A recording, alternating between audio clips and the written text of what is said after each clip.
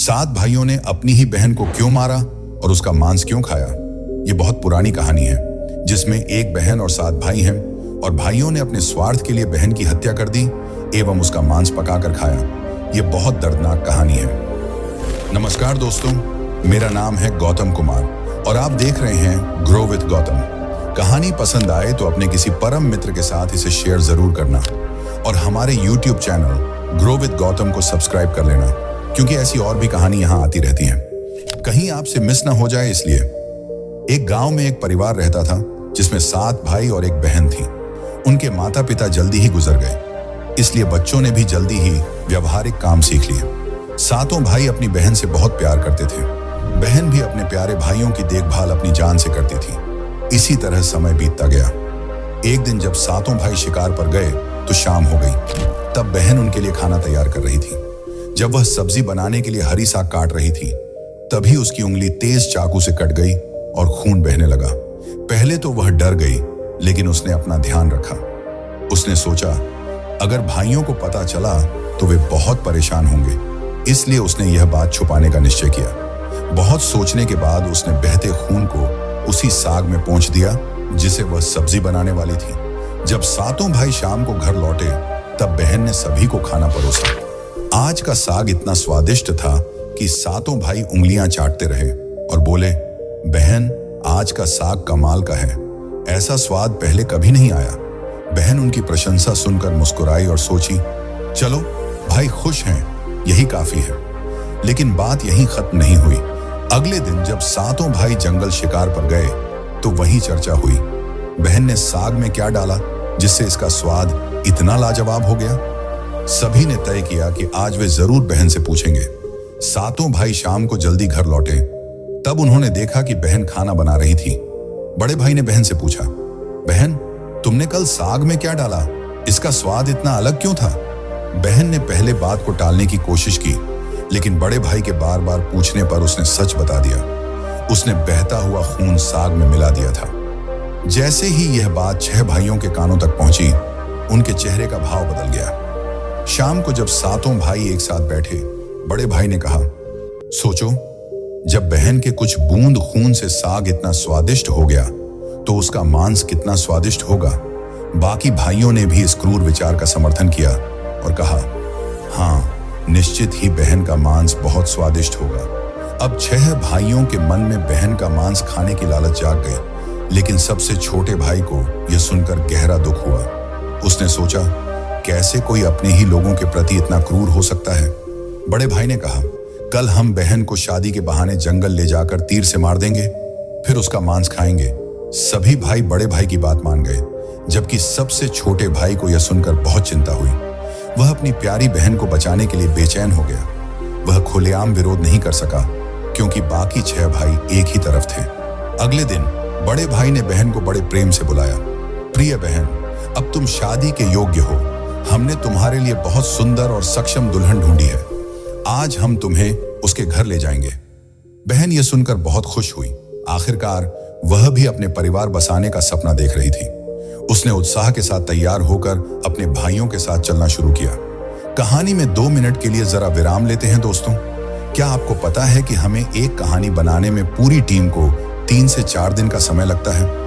इतनी मेहनत के बदले हम आपसे सिर्फ 1 लाइक, 1 सब्सक्राइब और एक प्यारा सा कमेंट चाहते हैं। इससे हमारा मोटिवेशन बना रहता है अगली वीडियो बनाने के लिए। चलिए कहानी में आगे बढ़ते हैं। पूरा रास्ता बहन खुशी खुशी चली, लेकिन दूर चलते चलते वह पूरी तरह थक गई। तब उसने बड़े भाई से पूछा, भाई अब मेरी ससुराल कितनी दूर है? बड़े भाई मुस्कुराए और इशारा किया, देखो वहां तुम्हारा ससुराल है, वहां तुम रानी की तरह राज करोगी। बहन यह सुनकर और उत्साहित हो गई, लेकिन जैसे ही वह आगे बढ़ी, सभी भाई अचानक उसे पकड़ लिया। बहन कुछ समझ नहीं पाई। पहले ही उन्होंने बहन को पेड़ से बांध दिया। बहन डरते हुए बोली, भाई आप क्या कर रहे हैं? लेकिन भाइयों के चेहरे पर अब कोई दया या प्रेम नहीं था।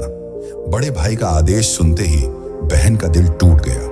वह फूट फूट कर रोने लगी और कहा, हे भगवान, मेरे ही भाई मुझे मारना चाहते हैं। क्या उनमें से किसी में दया या प्रेम नहीं है? सबसे छोटे भाई की आंखें भर आईं। उसका दिल कांप रहा था। लेकिन उसके पास 6 भाइयों के खिलाफ जाने का साहस नहीं था। बहन को बांधते ही बड़े भाई ने सभी को आदेश दिया कि तीर से हमला करें। बड़े भाई ने पहले अपनी बहन पर तीर चलाने की तैयारी की। तब बहन ने भाई के सामने गाकर कहा, मारो मुझे भाई, सीने पर निशाना लगाओ भाई। बड़े भाई ने कठोरता से तीर छोड़ा, लेकिन निशाना चूक गया। इसके बाद दूसरा भाई आगे बढ़ा और तीर चलाने लगा। बहन ने वही गीत दोहराया। दूसरा भाई भी निशाना चूक गया। सभी 6 भाई एक एक करके तीर चलाने की कोशिश करते रहे, लेकिन हर बार उनका निशाना चूक गया। अब सबसे छोटे भाई की बारी थी। सभी भाई उसे चिल्लाकर बोले, पूरी ताकत से तीर चलाओ, बहन को एक ही तीर में मार डालो। अगर तुम फेल हुए तो हम तुम्हें भी नहीं छोड़ेंगे। यह स्थिति छोटे भाई के लिए असहनीय थी। वह अपनी बहन से बहुत प्रेम करता था। जब बहन ने देखा कि छोटे भाई का जीवन खतरे में है, उसने अपनी जान देने का फैसला किया।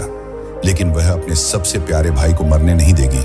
उसने पूरे मन और आत्मा से भगवान से प्रार्थना की, हे भगवान, मेरे छोटे भाई का तीर मेरे सीने में लगे, ताकि वह इन पापियों भाइयों को मार सके, ताकि उसे अपने हाथों से मरना न पड़े। फिर उसने करुणा के गीत में गाया, मारो मुझे भाई, सीने पर निशाना लगाओ भाई। छोटे भाई की आंखें आंसुओं से लाल हो गईं, लेकिन वह असहाय था। उसने अपने कांपते हाथों से तीर छोड़ा। तीर बहन के सीने में गहराई तक घुस गया। वह कुछ समय के लिए दर्द में कांपती रही। फिर उसकी आंखें हमेशा के लिए बंद हो गईं। 6 भाइयों ने अपनी योजना सफल होती देखी। उनके चेहरे पर क्रूर मुस्कान आई। अब 6 भाई मिलकर बहन के शरीर को टुकड़ों में काटने लगे। बड़े भाई ने छोटे भाई से कहा कि वह लकड़ी और पानी लाए। छोटे भाई के भीतर बहुत चिंता थी। उसकी आंखों के सामने उसकी प्यारी बहन का शरीर काटा जा रहा था, लेकिन वह असहाय था। जब वह जंगल गया, तब उसने पानी और लकड़ी के साथ कुछ मछलियां और केकड़े लाए। उसने सोचा, मैं अपनी बहन का मांस नहीं खा सकता, लेकिन अगर मैंने विरोध किया तो ये पापी भाई मुझे भी मार देंगे। जल्दी ही चावल और मांस तैयार हो गया और खाना परोसा गया। सभी भाई मांस खाने के लिए उत्सुक थे। छोटे भाई ने अपने खाने की जगह पर चुपचाप एक गड्ढा खोदा। जैसे ही बहन का मांस उसकी प्लेट में रखा गया, छोटे भाई ने अपने गड्ढे में मांस डाल दिया। उसने बाकी के शरीर के टुकड़ों को भी इकट्ठा किया और उसी गड्ढे में दबा दिया। समय बीतता गया। उस जगह से एक बांस का पौधा उगा और धीरे धीरे बांसों का समूह बन गया। एक दिन एक साधु वहां से गुजर रहे थे। उस समय उनकी नजर बांस के उस समूह पर पड़ी जो बहुत बड़ा और घना था। साधु ने सोचा, क्यों ना इस बांस से पुल बनाया जाए, ताकि मैं गांव में घर बना सकूं और भिक्षा मांग सकूं। उन्होंने एक बांस काटा और अपने साथ ले गए। साधु ने उस बांस से सारंगी नामक वाद्य यंत्र बनाया। वे इसे बजाते और पूरे दिन लोगों के घर जाकर भिक्षा मांगते। बदले में वे बहुत सलाह देते। एक दिन साधु उसी गांव पहुंचे जहां 7 भाई रहते थे। अब तक 6 भाइयों की शादी हो चुकी थी, लेकिन 7वां भाई अकेला था। उसने अपनी बहन के दुख को कभी नहीं भुलाया और इसलिए उसने शादी भी नहीं की। जब साधु बड़े भाई के घर पहुंचे, जैसे ही उन्होंने आंगन में कदम रखा, उनकी सारंगी खुद गाने लगी, नहीं बाजोरे सारंगी, ये सबसे बड़ा दुश्मन है। जैसे ही बड़े भाई ने यह आवाज सुनी, पसीना उनके माथे पर आ गया।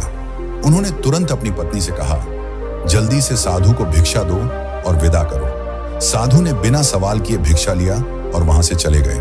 फिर सारंगी के माध्यम से बहन का प्रकाश छोटे भाई के घर पहुंचा। धीरे धीरे सारंगी से बहन का रूप प्रकट हुआ। वह घर की सफाई करने लगी।